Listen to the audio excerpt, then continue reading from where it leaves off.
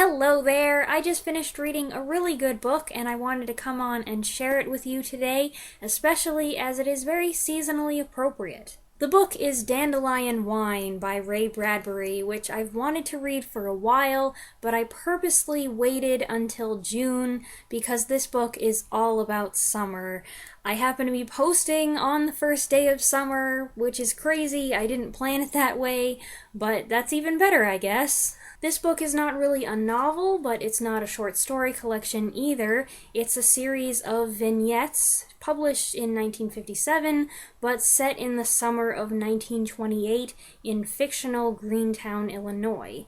The place and many of the stories are inspired by Bradbury's own childhood memories. These vignettes, some of them just a couple pages, others a little longer, are tied together with a narrative thread, although some of the stories were published before the book was. Dandelion Wine focuses primarily on 12-year-old Douglas Spaulding, for whom the summer of 1928 is full of pivotal experiences. There's a coming-of-age story here in the traditional sense of a young person learning life lessons and taking the first couple steps on the road to maturity, but there's also quite a lot about growing old and acknowledging one's own mortality.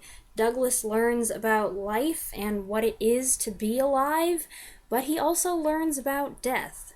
I must say, I did not expect it when it took that turn, but I think it made the book even better. And there's something moving about it, which I also didn't expect going into it. I had no idea that a couple of these stories would make me feel emotional, but again, I think that made it even better. Now, this is Bradbury, whose Fahrenheit 451 is top-of-the-line futuristic dystopia, and whose Martian Chronicles is top-of-the-line science fiction. Dandelion Wine, which I think I liked even better than those two classics, is something I would consider top-of-the-line magical realism.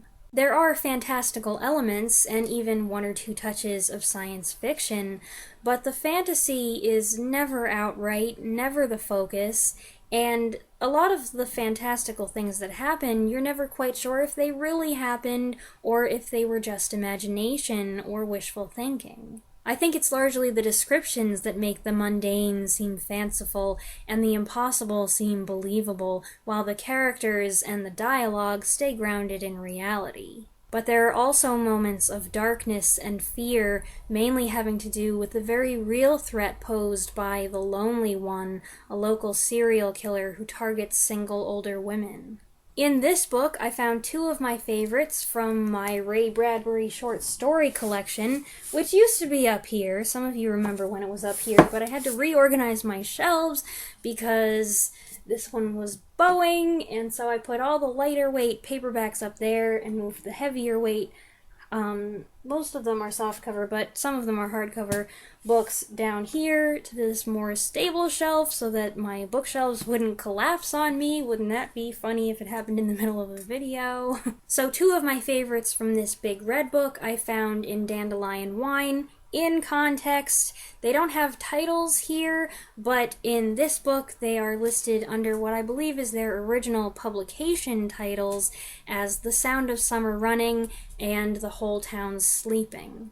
Both stories, I feel, showcase what an awesome writer Bradbury was. He's not just telling a story, but using words to make that story more powerful and to evoke a feeling. Especially in The Sound of Summer Running, you've got to listen to the words. It's a story that begs to be read out loud, or at the very least, murmured under your breath. The Whole Town Sleeping, on the other hand, is a story that begs to be read late at night in a dark room.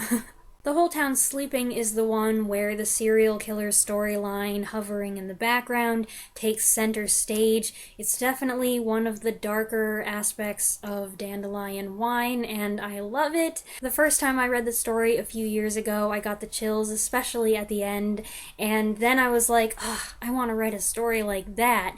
And I did try. It wasn't nearly as good. Reading it this time, I purposely saved it until after midnight when I could read it in bed in the dark, and again, I was spooked. I think it's one of my favorite things that Bradbury wrote.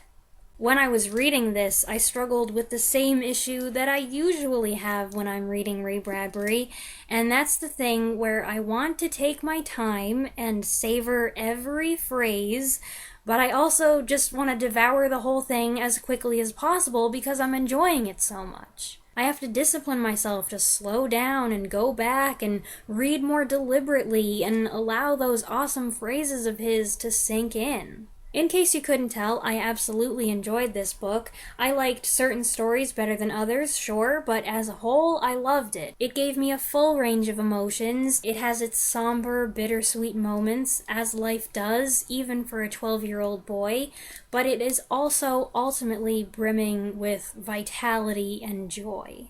It is special to be able to read it at the very beginning of summer, and if you have the inclination and the opportunity, I would say you should try it too. But you could read it in any season, and it would still be a wonderful experience. You would feel the heat of the burning sun, smell the fresh-cut grass, hear the cicadas, even if you're wrapped up in a blanket in a log cabin in the middle of a blizzard. That's how effective the writing is. So I just wanted to share those thoughts on Dandelion Wine with you. I hope you enjoyed the video. As always, I'm curious to hear if any of my viewers have also read this book, so go ahead and share your thoughts on it if you like in the comments down below, and I'll see you next time. Thanks for watching!